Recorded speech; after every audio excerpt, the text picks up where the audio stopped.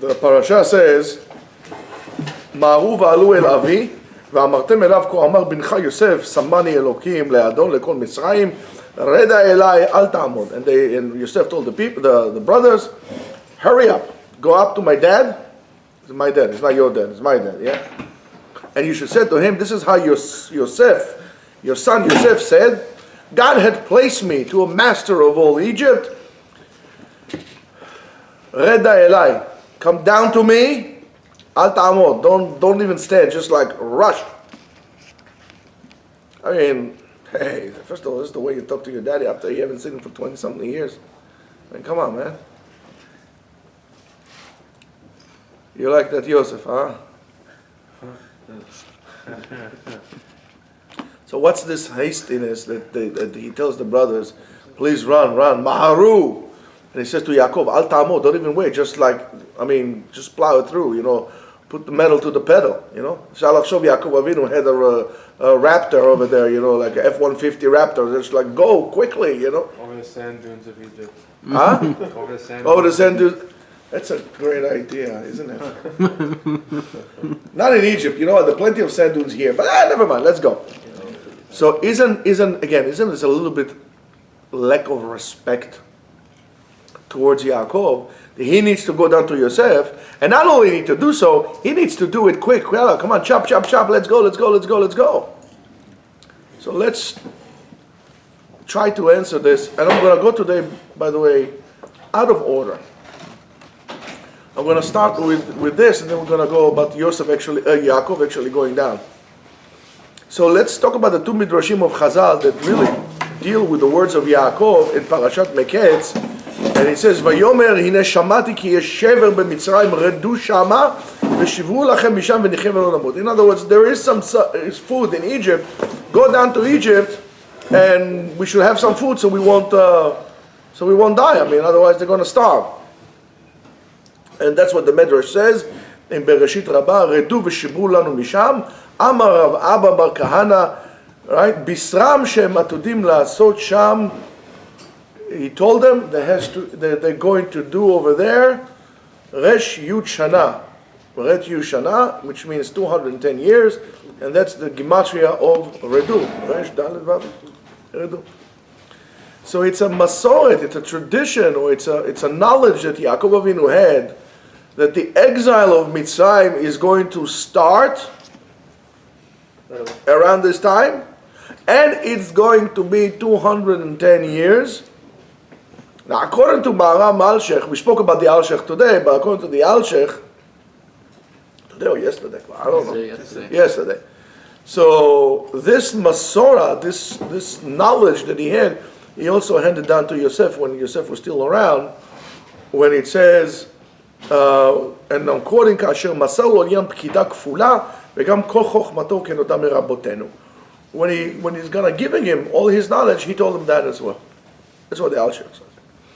And the second midrash is Vayosef hurad Mitzrayma, that in Parashat Vayeshev, and it says over there, in Bereshit Rabbah in Parashat Peivav, Rab Rachia ben Beshem Rav Yehuda bar Simon says, it's the story about a cow, and they want to lead a cow to the marketplace, and the cow is not stupid, the cow does not want to go.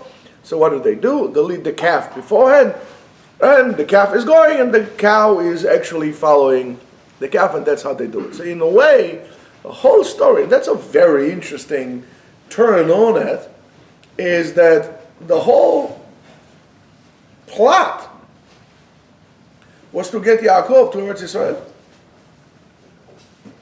So the whole words that Yosef is telling the brothers, you thought like this, and Hashem thought it like that, all of a sudden takes a completely different turn.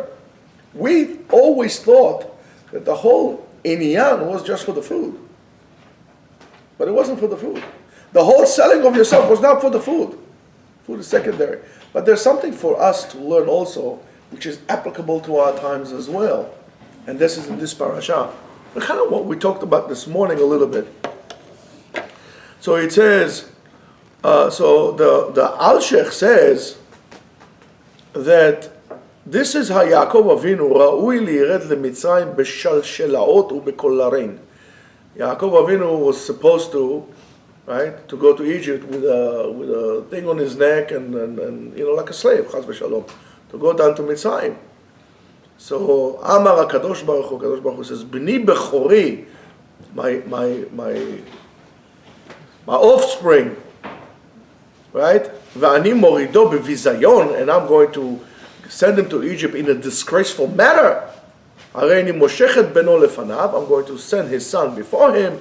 V'hu yored acharav shelo be'al kocho, against his wish, shelo betovato, and not for your best thing. Now, have this in mind, and you'll see how things fall into place in a different way than we looked at it all these years. So based on those two midrashim, the Maharam Alshech is explaining the words of Yosef, and that's what the Alshech says. Amar, he said, Ko Amar bincha Yosef. This is how your son Yosef said. And I'm quoting now what the Alshech says. Klomar, in other words, to say, Bidvarim ela nodaim beni uvincha. These are what we are talking about. What we were talking about when you told me the minyan of Redu, the 200 things. So I'm giving you back the remes about what we learned. Takir ki ani biricha. You should know that I'm really your son, because you only told me that. So when I'm telling you Redu, you understand what it is. I don't have to give you a whole encyclopedia and perush this one, and perush that one, and perush this one. I tell you Redu, I understand, I got it. Remember, Yonatan, we spoke about this yesterday. That's the difference between the two. That's how you tell secrets.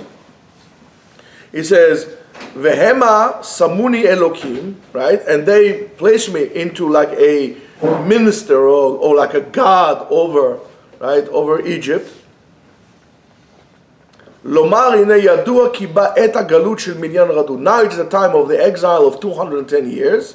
Veyadua ki bechol tzaratcha lo tzar kivyachol.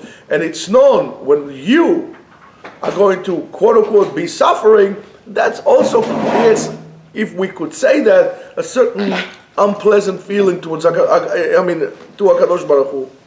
Uvechol galut Israel shchina bagalut. Every time the Jews are in exile, so is the Shechina goes out with them in exile. Shechina does not leave us alone. V'ine samani Elohim. Now God, which represented by the Shechina, le'adon lechol Mitzrayim. So he's acknowledging now, because Yosef already understood that you need to acknowledge God in everything that you do or everything that happens to you. He said, I did not make myself, into this high position. It was only because of Hashem. And that is what we've been talking about the last few weeks, the difference between the young Yosef and the old Yosef, that understand that it's not me, it's HaKadosh Baruch Hu who's doing that. I'm just trying to do my best in the place that he put me in. So, it says, Ve'ech itachen, how is it possible, ki tachat hayoti bincha, ve'ani ve'ata atidim legalot, how is it possible that we both going to be in galut? Ve'kol zaracha, and the whole zera, and the Shechina imanu, ve'adraba, na'afochu, on the contrary, ki samani Elohim le'adol lechol Mitzrayim. What does that mean? He says, "Ve'enze ki raschas rachamana alecha v'tachat eyotcha atid liirod el paro b'shalshalot shel barzel." The only reason why you and me and the brothers and the sisters and everybody else are in Egypt, and why I am a master of Egypt, I became the second in command in Egypt, is only for your sake, for your comfort. Because we know that when you go to exile, you really go in chains. But HaKadosh Baruch Hu rachamim alecha. So the only reason why I became chief honcho of Egypt is because of you, for your sake. It says, "V'tachat yodcha li'ared et piro b'shashaot." Now, al yedei heyoti adon lechol Mitzrayim, tiyeh ridatcha elai b'bchira u'bekavod. Since, and the whole reason is that now I am, as I said, the chief honcho of Egypt. Now that you're going to come to Egypt, it's going to be with utmost respect and with ceremonies and so on and so forth. instead of that. V'zeh omro, and that's what he says, reda elai, come to me, velo el paro b'shevi mitzrayma. When you come in, you're coming to me. In other words, this is all because of me. V'zeh omro, when he says reda elai, why? Ki achar shat galut higia gam lashchina kiviyachol. In other words, it's not only Am Yisrael, it's also the Shechina. It's time for it to come down from Eretz Yisrael with us to Egypt.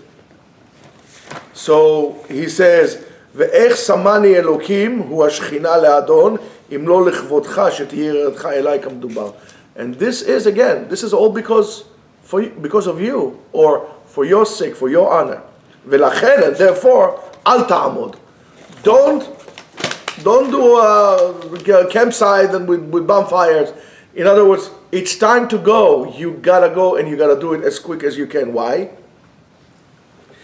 It says, "Ki let din tzarich b'shesh, ki achar she'yeh et hagalut, en ma'alati zo betuchat atmada, ki ma'alat sha'ai lichvodecha." Says, since the time for galut is to come now, and the whole thing was done, so you would be honored, don't wait for too long, because Yosef says, I know that my position here in power is temporary. It's only because of you. You're going to wait too long. I don't know what's going to happen.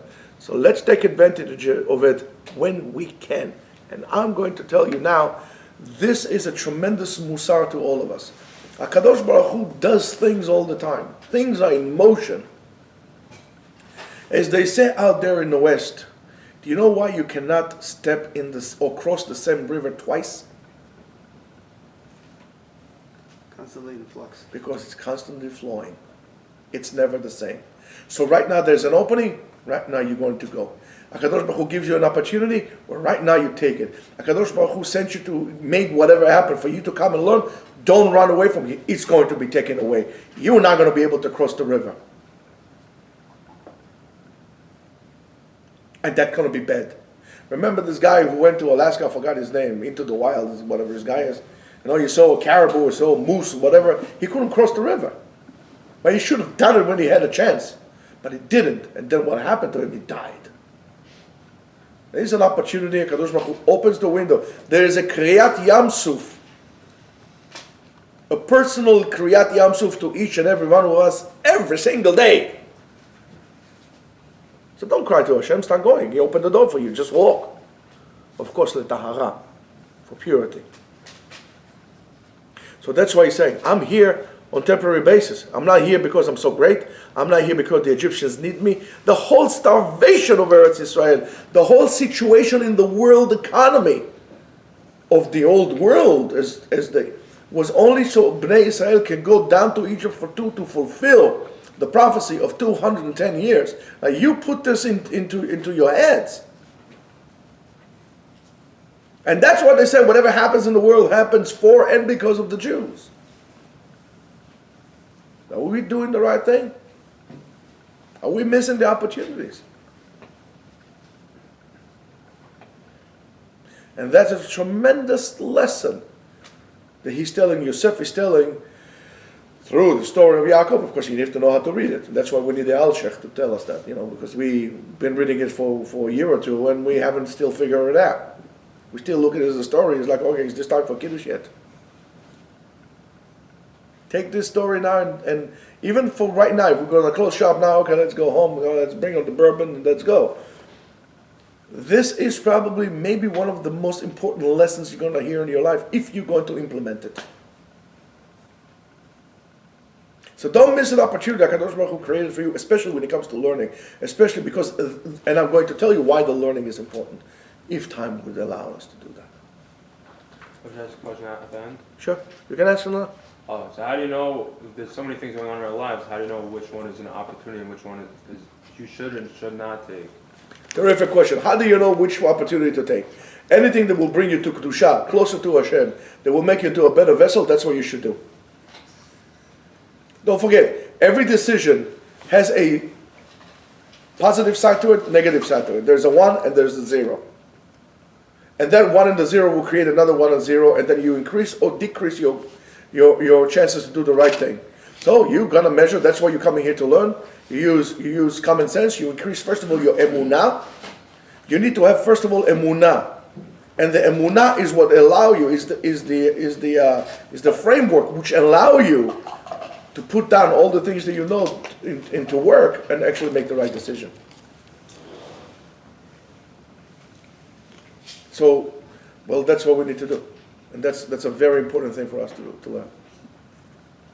You could sit down and say, is this going to be a good thing? Is this something like Kadosh Baruch Hu is going to say, oh man, I'm proud of my boy? Or you say, oh goodness, another one. What's going to be the end of this guy? Okay? So the Galut arrived, the exile arrived, which is also for Am Yisrael and for the Shekhinah, because we say, Ki bechol Galut Yisrael, Shekhinah begalut. And this is also the Dafka Yosef now is becoming the master of Egypt, and of course, as we said before, it's not because he's so wonderful, or because he went to an Ivy League school, or because he's a good looking, or something like that. There's something good that has been done. So now, if you rising to power, and you have an opportunity, and you took it, and you're actually successful with that, if you don't direct it into a positive place, you better watch out. Because right now you were giving something to do good with. You haven't. You have a problem. So, and that's what Yosef says to his father, Reda elav, Yerida tzricha liyot bechol mikre. In any case, this going down is going to have to happen. So let's try to, HaKadosh Baruch Hu did it in such a way that it won't be so painful. But, so therefore, in a way, it's not just an option for you. Okay, Yaakov said, I don't know what, why should I go to Mitzrayim? Leave me alone, I'm tired, there's COVID, there's this, there's that. No. It is what he's saying to me, and look at the word he's saying, Reda elai. In other words, you are obligated to go down to Mitzrayim. It's the time. And if you're not going to do it, whatever needs to happen will happen. How it is going to happen, it's up to you. So right now we have an opportunity to do it good. So let's make it quick. Let's not lose time. So therefore, and that's why, and this is why we need, he says, quickly, hurry, run to the brothers, and he tells us to Yaakov. And of course, that's what the Maharam Al-Shech writes. He says, Vayava Yosef et Yaakov aviv vayamideu lifnei Paro. And he made him stand. We said, what do you mean you made him stand? You're making your father stand in front of Paro. He says, Vayavo Yosef et aviv velo huva al yedeh. He brought his father. Yaakov was not brought by his enemies or by the Egyptians. Yosef brought them. He said, Bechavot, please, my father. And he brought them like this. And there's another reason why it says, Vayamideu behamada lifnei Paro. In other words, he stood up for him as a free man, not oppressed with chains and shackles on his knees, on his legs and neck as a slave. He stood up as a free man. And that is amazing what he did. So that's why, he said what he did. Now we need to understand also, now we need to look at it, at the reaction of Yaakov to that whole ordeal of going down to Egypt, before we're going to continue further down, and which is a little bizarre what's going on there. Now, I might need your help, Zigma. Actually, that goes with Zigman. All right, call you Ziggy. All right.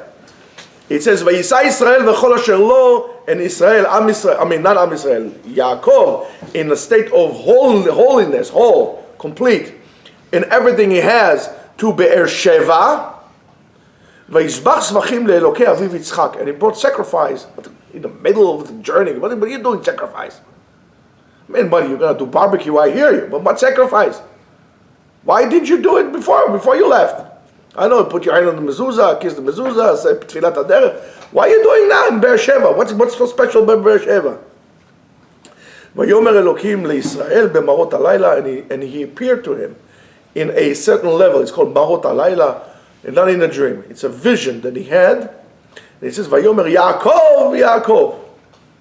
Yaakov, Yaakov, we know that every time, based on the Zohar, every time there is a double calling by some individual name, it refers to both of the person in this world and his Shoresh Neshama from above. And every time it's with the Pasik Yaakov, right?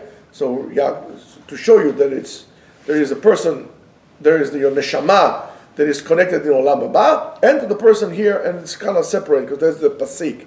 The only exception, of course, is Moshe. That Moshe did not basically live here; it was all there. It was Moshe, Abraham, Yaakov. Yeah, that's what he did. That's the Pasik. Is just to pay attention to the Baal Koreh when he does it.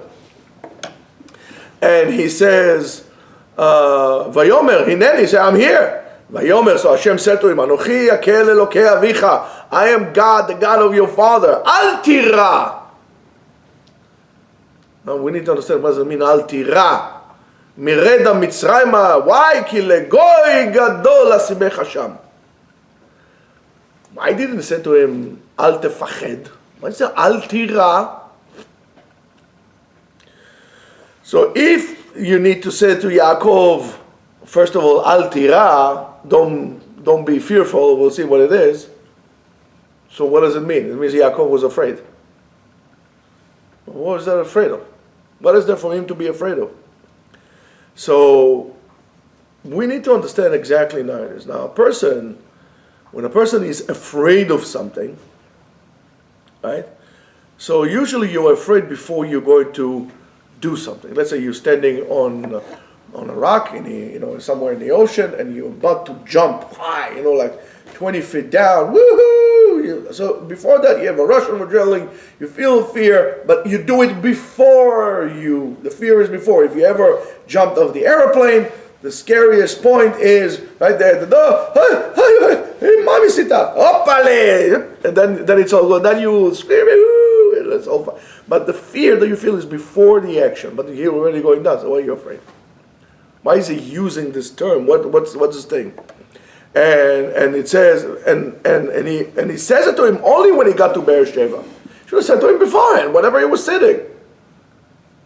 Why when he got to Beersheba said Al Tira? So Rashi shows us, it says that the fear of Yaakov was not of the journey. The fear of Yaakov was leaving Eretz Israel.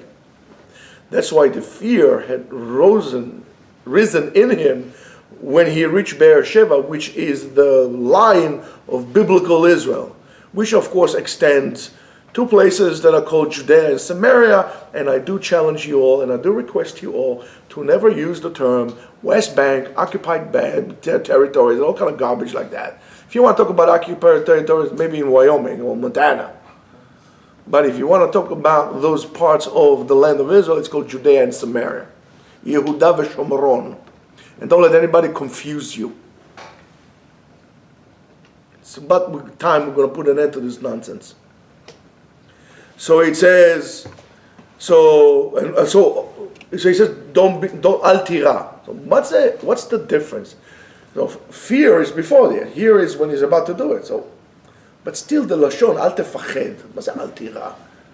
So there's two different types of trembling. One is fear, and the other one is you take anxiety, right? You take Xanax or whatever it is that you take. Anxiety. What's the difference between the two? So fear stems from a viable threat. Something, I don't know, a dog is about to bark you, he's barking at you, a tiger is charging at you. That's the fear. I'm afraid of something that is very specific and it's very real. That's what I'm afraid of. However, anxiety is really an existential situation or condition that you're at that is not necessarily stems from something that is concrete, from something that is real. It stems from an overall, call it, relationship to existence. It's existential fear. And of what I have or don't have, that's the problem when people have. that's what we have. I mean, we are all driven by anxiety. And by the way, we increase the level of anxiety because of the way our society is. Our society is a consumer society. So I'm always afraid that I don't have when you actually do have. So we develop, by the way, the lifestyle that we do, we develop anxiety. I mean, we are all driven by anxieties. But what's the fear? I don't know what I'm afraid of, but of anxiety. I'm about to do the test, your heart rate goes to 170. Why? Relax, man. But that's it's unfair. Or like when you have a white robe syndrome, you see a doctor, your blood pressure goes up. I see a doctor, but blood pressure goes up because I can't stand waiting for doctors. Hope no doctors listen, but I don't care. Anyway, but they make you wait forever. I don't like it. But so that is what anxiety is. From a feeling, for example, of uncertainty. I'm not sure. I don't know, or something that is lack of meaning. Or something that would really dismantle your identity and really who you are. So I develop an anxiety. You go to a place that let's say in school that they try to erase your common sense and and then you develop anxiety of going to school. You don't want to go to school. You don't have to be afraid of. I mean, you're a big guy, but you have anxiety. That's not fear. Or for example, dealing with whatever I'm afraid of, and so therefore dealing with, when I have fear, I have to deal with the subject that actually, is, putting the fear in me, right? And I have to deal with that with the threatening or whatever it is, the tiger or the dog or the car is coming to me, and so on and so forth. But dealing with anxiety is many times by trying to give an interpretation to our reality and trying to explain why. Like for example, if a kid goes in the dark, he's afraid. He's not afraid. He's developing an anxiety of being afraid in a car. I mean, in the dark, right? So that's an anxiety. So I have to deal with this society, and therefore, or giving, for example, some kind of an explanation that I need, to do this, and this is why I am, and so on and so forth. But that explanation, that giving, that reasoning, needs a little space of somewhat of freedom. You need to be able to free to do so. And when I have a way to choose one over the other in the great prairies of choices that I can choose, and according to that, I'm redesigning reality, right?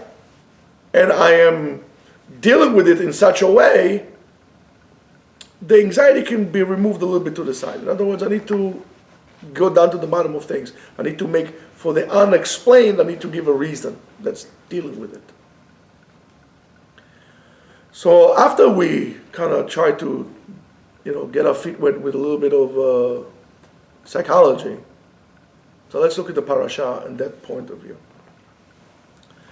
So what really happened to Yaakov, if really what the reason why he was afraid was the fear of the journey, right?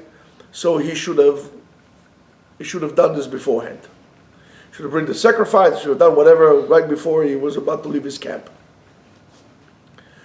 And then of course if Ribono Shel Olam wanted to calm him down, so while he was afraid, HaKadosh Baruch Hu should have referred to him at the time, and he should have said to him, don't worry, nothing's going to happen, there's not going to be any thugs, there's not going to be any ISIS. By the way, isn't it amazing? We all of a sudden forgot about ISIS, we forgot about everything. Everything disappeared.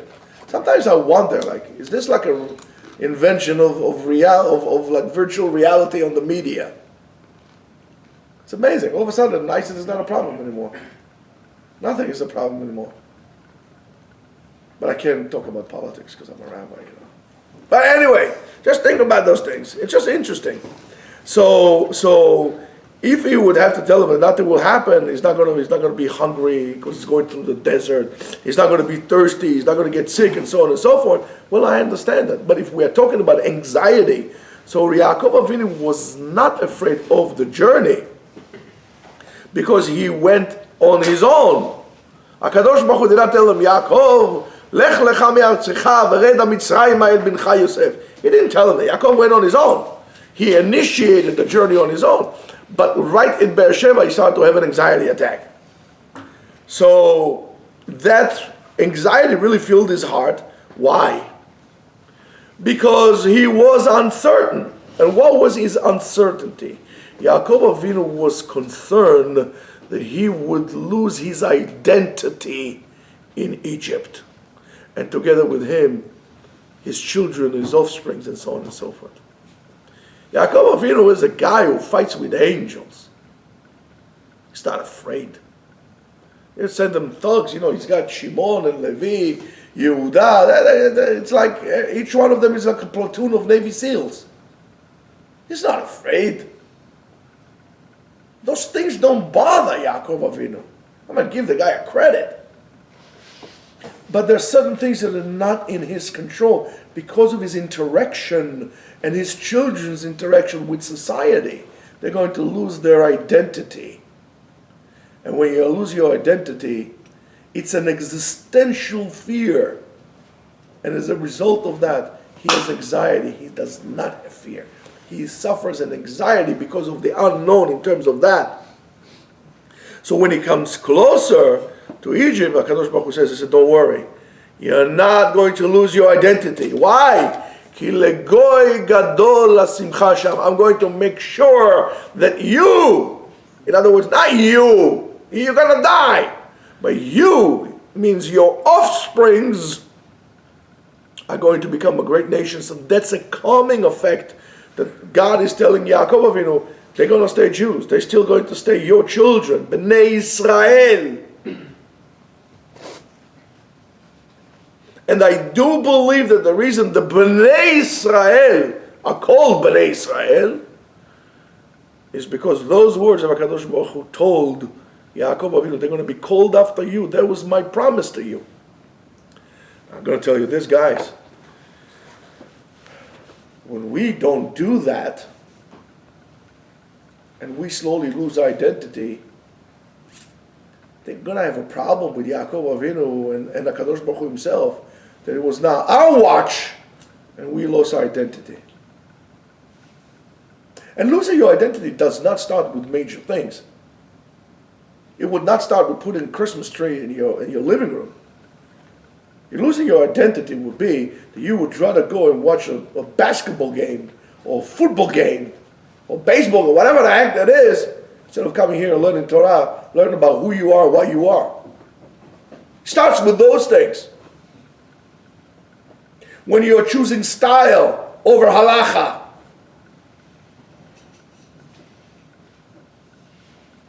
doesn't mean you cannot play basketball. Doesn't mean you cannot play football. Does not mean you should not do martial arts. If you ask me, leave everything, just do martial arts. But do it as a Jew. And don't forget for a minute that you're a Jew. Because once you're doing it, you lost. You're lost. To bring you back, you need to thank the Jewish Search and Rescue Team. Talking about Jewish Search and Rescue Team. You can check us out in our email and our website at yeshiva.etzion.com. If you want some merchandise or want to be a part of our team, you can get it over there.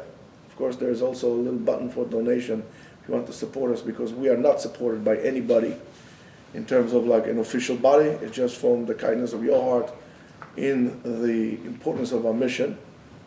You can, if you have questions, reach us at rabbigaon@gmail.com. Look for us at Instagram, YouTube, and any other places like that. Of course, do not forget to forward it and to say that you like what we're saying, but not just doing it, but also coming here, which is more important. And when you go out hiking, you're going out camping, Better wear sweatshirts and t-shirts. Leman Yeru v'yirau, that no Jew left behind. We don't leave our people behind. That's why we're doing what we're doing. When you are coming here to learn, you're not just doing it for yourself. You're not just doing it for your wife. You're doing that to be a beacon of light for other people to know that here there is Torah. That here a Jew could be a Jew without being judged. We don't care. You're a Jew. You want to learn. That's your place here. That's your home. I don't care if you're as good looking as me, or which is going to be a very difficult thing to do, or anything else. We don't care about externalism. We care about your heart. We care about your soul. That's what we care about. And that's your home. And HaKadosh Baruch Hu told Yaakov Avinu, don't worry. You're not going to lose. Your children are not going to be lost, at least in Egypt. Even if they're going to do Avodah Zarah, they're going to do it as Jews. They're not going to put a Yankee cap on and walk into places they should not be walking into. They're not walking with a kippah on their heads. Because then I can fix it. Chapeau to that. Now, it says, and by the way, this is why Kadosh Baruch Hu refers to Avraham Avinu. When we're talking about anxiety, when Avraham Avinu says, and I'm old and I'm lonely, and what? Eliezer Damasek is going to inherit me? Kadosh Baruch Hu says, Al tira, don't worry. It's an existential fear. That's anxiety. So, and the same thing he told them also, what's his name? Who did he say? He said it to Yitzchak Avinu also, right? The same thing he said to Yitzchak Avinu, don't worry. When he went over there to Avimelech, don't worry, it's going to be okay. Every time he says Al Tira, means that the person who is expressing that fear, or is not fear, is rather anxiety, and they are concerned with the future well-being, with the existential well-being. And in this parasha, we have time? Yeah, not really, but it's okay. So in this parasha, we see the Yechud of the Shem, Kadosh Baruch Hu, that the Yechud of the Shem is a tremendous instrument to put things together. So the Ma'or Vashemesh says, Vayigash elav Yehuda. Yehuda went to him. Now, this is amazing what he's saying here. Yehuda saw that I need to make this man close to me. This man is going somewhere bad. I need to bring him closer to me. Vayigash elav. In other words, he didn't go up to kiss to Yosef. He approached Yosef from a place of strength. Vayigash elav, and he came upon him. And it says, when he saw that, and why did he do it? Because he saw that this man, even though he is a big shot, but he's really in a big tzara. He's in miscan. I feel bad for him. And that's why he had to do the yichudim that would cause this to happen. And the name of Hashem that does put things together, that really brings things together, is the name of Aleph, Hey, Vav, and Hey. Not Bet, Vav.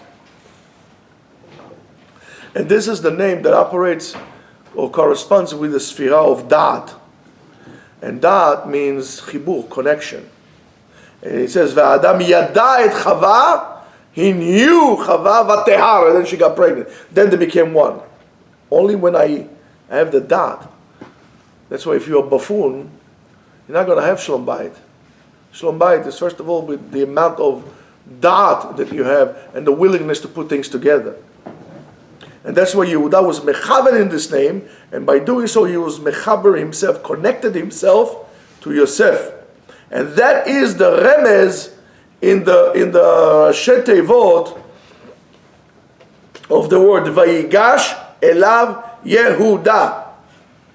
The Gematria is Yud Zayin, in other words 17. And that is the name of Aleph, Hey, Vav, and Hey. Another remez, another hint for that, is that name, Aleph, Hey, Vav, Hey, is also equals 18 in what we call Gematria Ktana. In small Gematria, it's considered to be, 8. Why? Because Yud plus Zayin equals 17. 17, 1 plus 7, 8. So that's 8.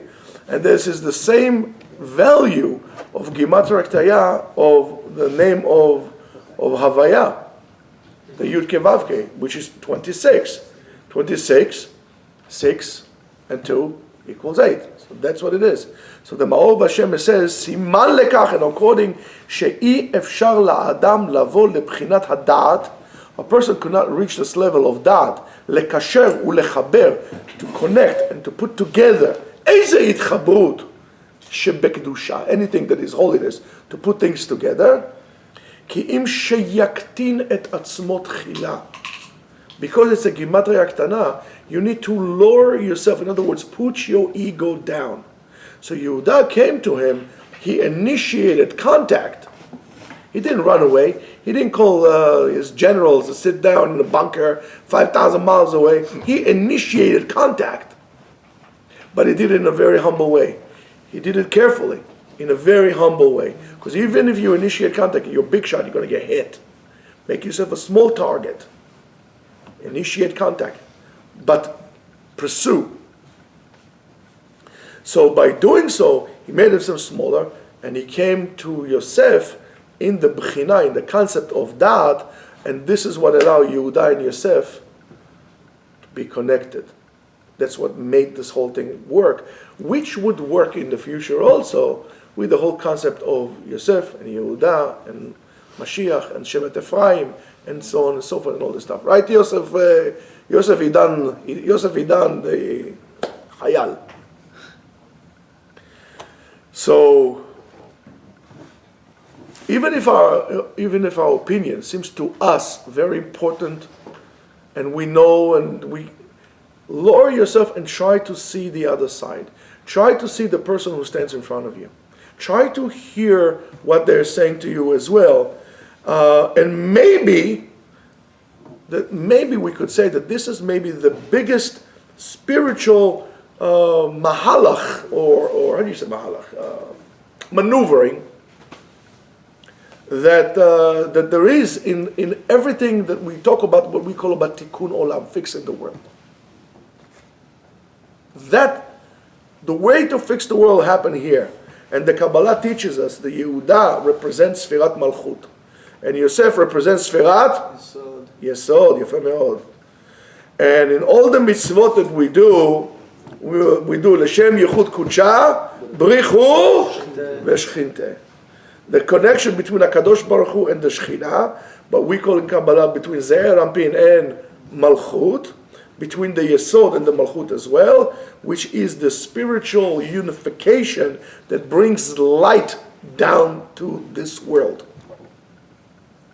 That's the unification that connects heaven and earth, that causes the tikkun of the world, and this is why Judaism is different than any other religion or pagan religions, as we said many times. In Judaism, we connect heaven and earth together. In the other religion, it's heaven and earth as two separate entities. That's the difference between Judaism. And in order to understand how great the event that happened there in Parashat Vayigash, I just want to finish with this. You really need to look at the Haftarah that we read this Shabbat, which is taken from Sefer Yecheskel in Perek Lamed Zayin, Ezekiel 37. And really describes the process of redemption, or what we call the less redemption, and the unification and unity between Yehuda and Yosef. Don't forget, Am Yisrael was divided for many years, Malchut Yehuda and Malchut Israel, and the destructive forces of Am Yisrael all came because there was us and them.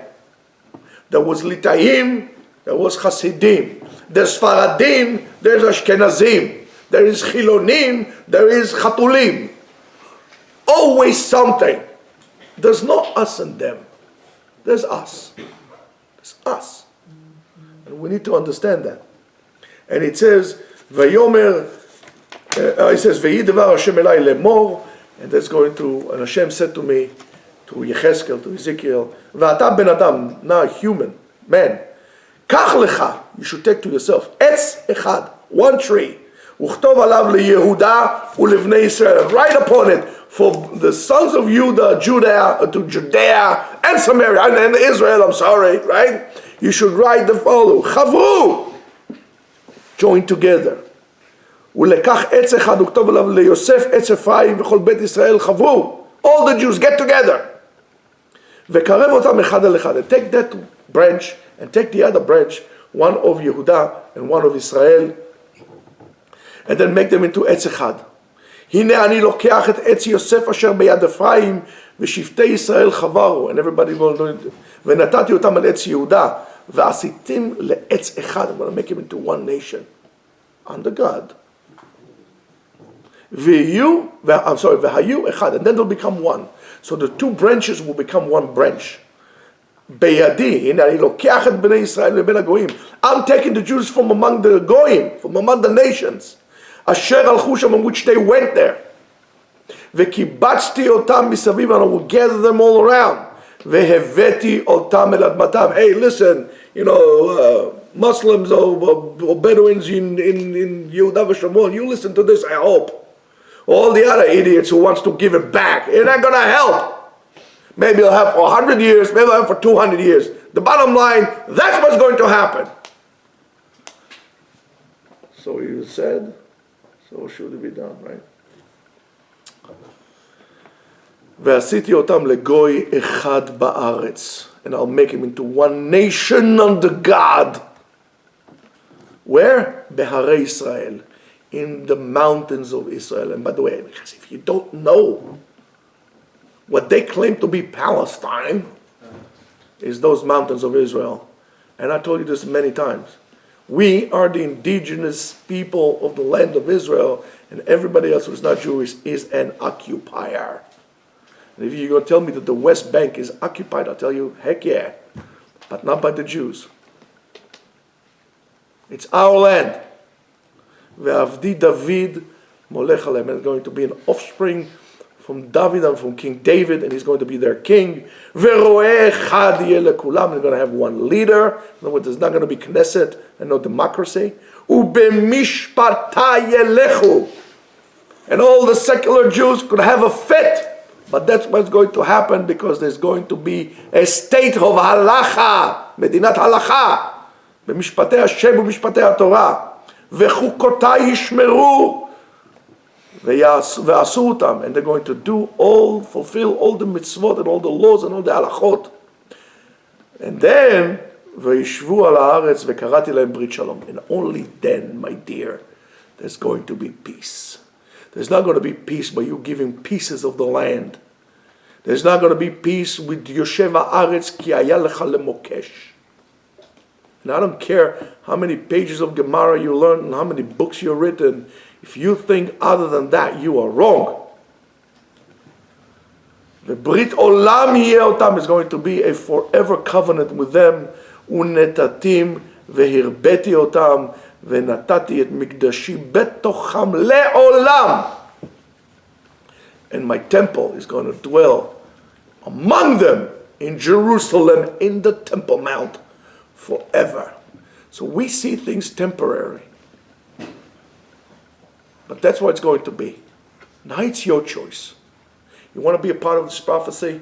Well, you do what it is. Become a connecting tissue of Am Yisrael. Put the Jews together. Be the vessel. Be the vehicle for the Holy One to ride on you into this earth, or against it. But that's your choice. Shabbat Shalom.